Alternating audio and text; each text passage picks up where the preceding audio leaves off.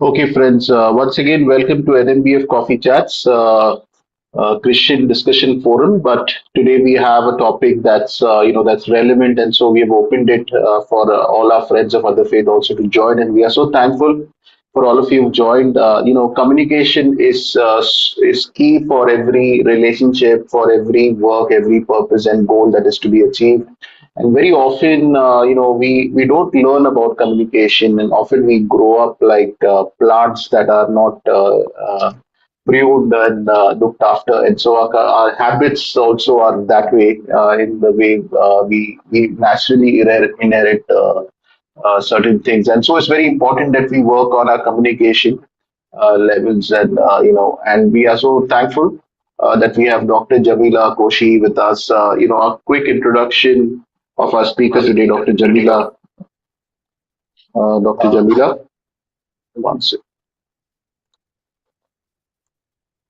Yeah, so Dr. Jamila is a psychiatrist by practice. She's based out of Bangalore. She has contributed to many books and journals, and her books include Side by Side, Talking Families, Should I Care. She's also the board member of Tracy, and a speaker who speaks on many issues, mental health as well as some social issues. So we are very thankful that to God that Dr. Jamila is here. And over to you, Dr. Jamila, to lead us on this very important topic of unhealthy patterns of communication.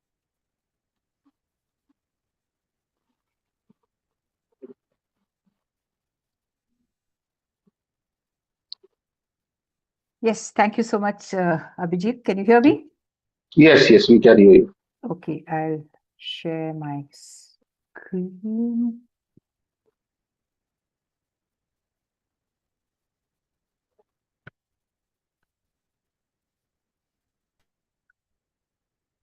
Okay. All right. So this is the topic for the day, um, talking about communication, and we'll be focusing on healthy and unhealthy patterns of communication. Okay. So, see, this is very relevant, I think, because a lot of our problems, whether in families or whether in friendships, they all happen because there is a lack of communication. We are either not clear when we speak to each other, or we misunderstand each other, or we have some impression which is not what the other wanted to give, or we don't know what the message was.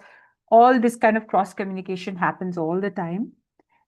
Sometimes it happens also in all our social media groups, isn't it? We can miscommunicate, we can misread the tone, we can imagine that the person is taunting us, or we can sort of feel that somebody is saying something in a rude way. They may not have intended to do that. There's a lot of cross communication and miscommunication happening in today's world. And we'll take some contemporary examples to understand this. Now, see, communication is a trait of generally advanced species, right? The more advanced your species is, the more you tend to communicate.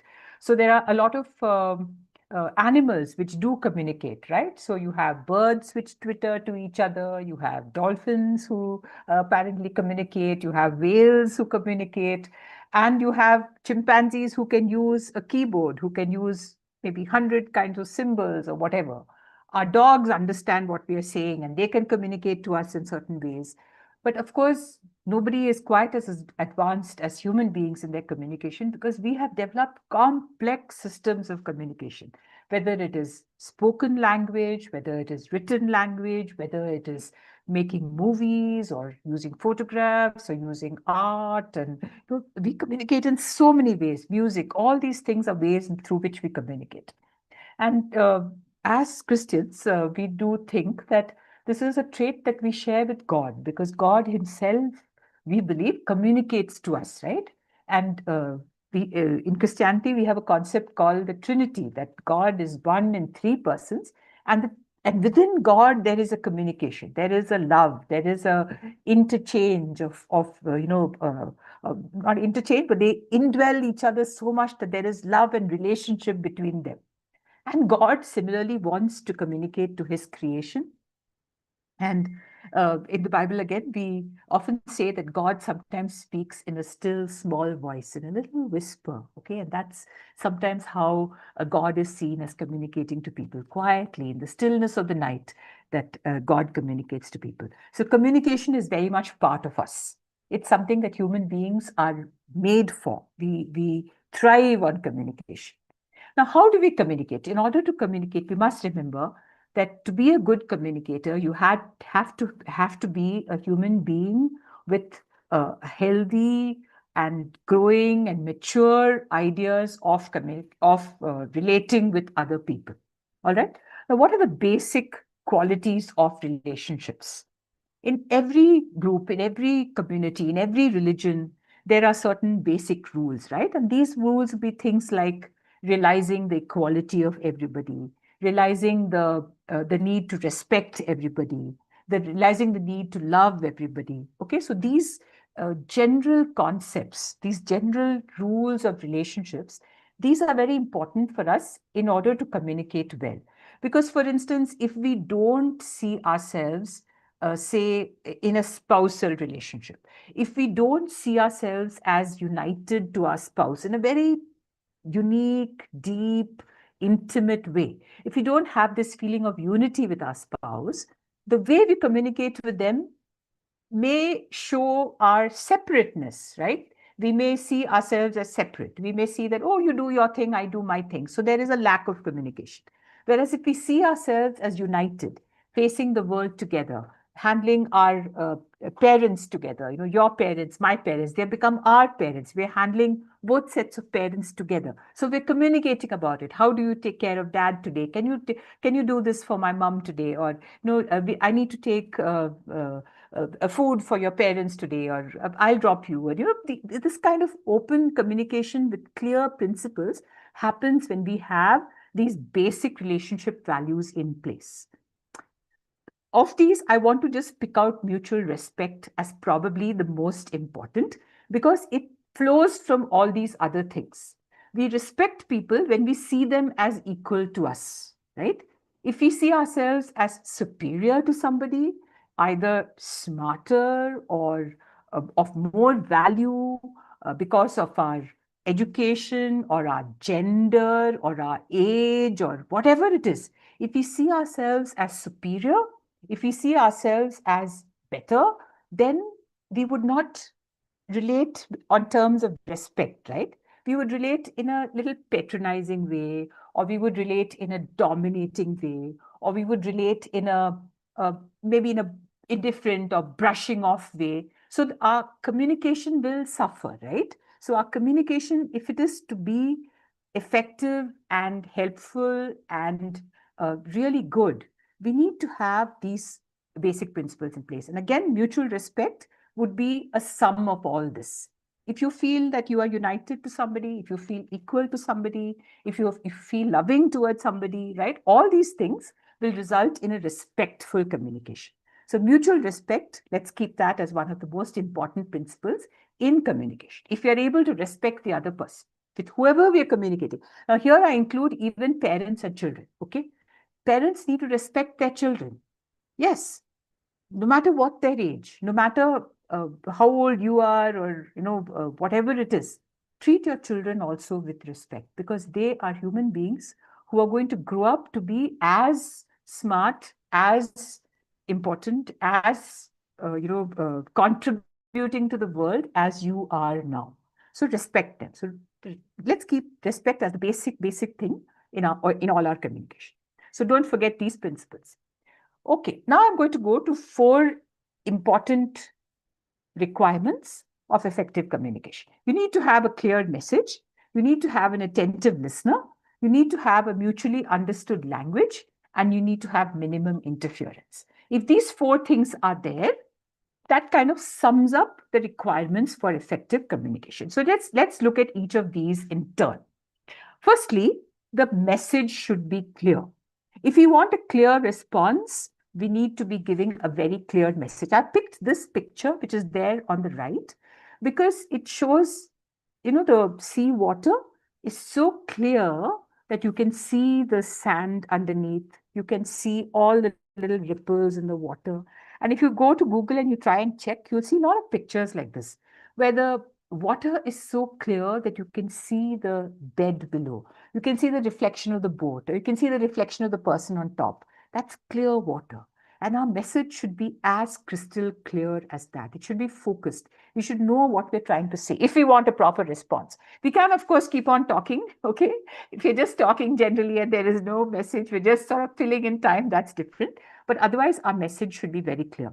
And sometimes, if I want to give an example, uh, you know, we're not always as clear as we want to be. It's possible for us to be so scattered in our thoughts and so unclear in what we want or what we express that nobody knows exactly what the message we're conveying is. All right. Sometimes it may be that we don't want to get into it. It's an emotional subject. We don't want to, say what we think. Sometimes we may not even know what we think ourselves. May not want to open up dangerous areas. Sometimes we may have no training to speak very clearly. Sometimes some of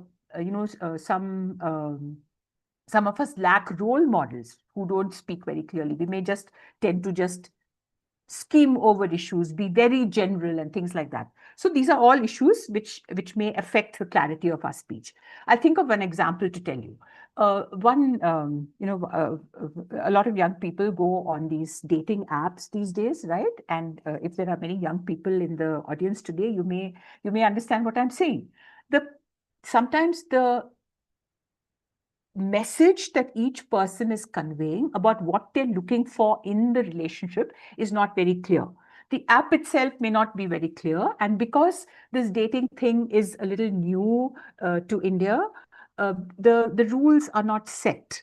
And there may be differences in the way people approach this. So many times I get people who come to me and say that I've been trying to find somebody and I've not been finding somebody, and maybe they are a little frustrated about it. They may be sort of wondering why it's not working or whatever. I remember one girl telling me that I got into this relationship with somebody, and we seem to hit it off, and we seem to have a lot of things in common. But the thing is that uh, I thought it was a relationship, okay? And I was trying to take it forward. And I was trying to say that, okay, it's sort of time now that we start talking to our parents. And, maybe we should think about meeting in person. We should think about, figuring out how to go forward with this. And she said that the guy uh, responded by saying that, no, this is not a relationship. I'm not looking for a relationship as yet. I'm still thinking about it.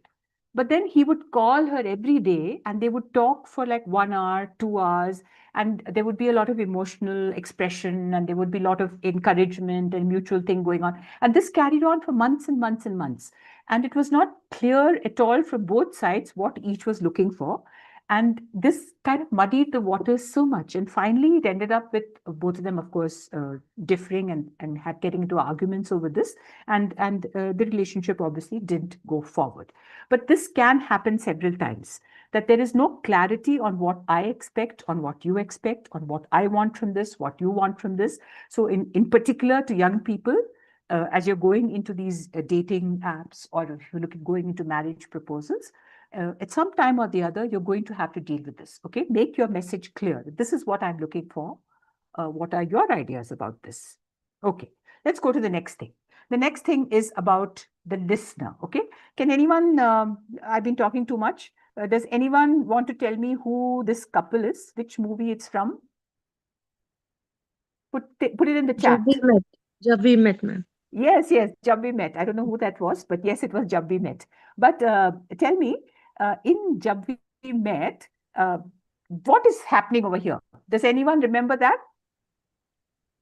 yeah, she keeps on talking and talking, Karina, and he just wants to be alone, and he's running away from his family and office and stuff. Yes, Yeah. exactly. So, see, he has left his office and he's come away because the girl he was engaged to or loved to or Mhm. whatever, she's getting married, and he's wandered off and he doesn't want to talk to anybody. And this girl, Kareena Kapoor's character, she is going on talking, and he's telling her that, look, I don't want to listen to all this. So initially he's the one who doesn't want to listen. But when he's telling her that I don't want to listen to all your bakwas, please stop it, stop talking, leave me alone, she's not listening to him at all. She's going on talking and she's imputing sort of good motives and good she's imputing that he is understanding her and he's getting along with her when actually he's not, right? Actually he's quite upset with her and he doesn't want to have anything to do with her at all. So this shows that some people sometimes are not in the habit of listening to others. So there might be this problem in listening, that sometimes a person is not ready for the subject. For instance, here, Kapoor's character is not ready to talk. He doesn't want to talk. And he's also put off by her continuous talking and her tone, her excited tone and all that. And he's got his own emotional issues. He's been struggling with his girl getting married and he's not wanting to listen. But on the other hand, so he's distracted by those thoughts. Whereas this girl, Kareena Kapoor's character, is not in the habit of listening to others. Her training and her sort of the pixie girl thing that she is into is this vociferously talking, chattering person who's not really attentive to the other person at all. So you can see the miscommunication which is going on between them. All right. So this is an example of that. Okay, let's go to the next thing.